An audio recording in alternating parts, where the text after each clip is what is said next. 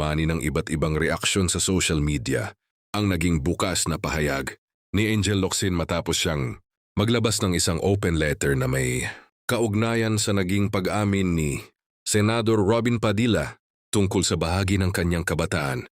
Sa kanyang opisyal na Facebook page na inilathala noong Hulyo 16, ibinahagi ni Angel ang ilang alaala nung magkasama pa silang nagtatrabaho bilang magka-love team.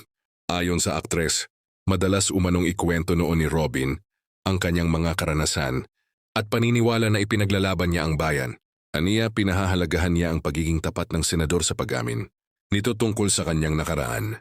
Gayunman sinabi rin ni Angel na hindi niya maiwasang balikan ang ilang pangyayaring nagdulot sa kanya ng sama ng loob. Ayon sa kanya, umaasa siyang magsasalita noon si Robin upang linawin ang ilang isyong iniuugnay sa kanya.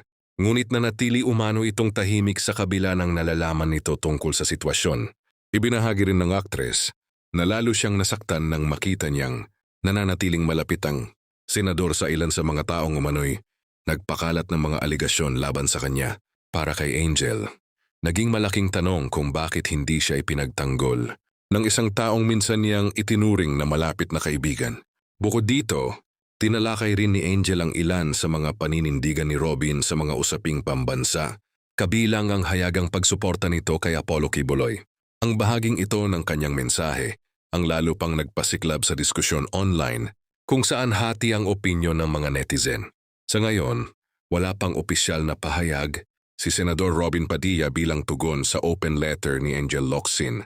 Patuloy namang sinusubaybayan ng publiko kung magkakaroon ba ng reaksyon ang senador sa mga isyong ibinahagi ng aktres.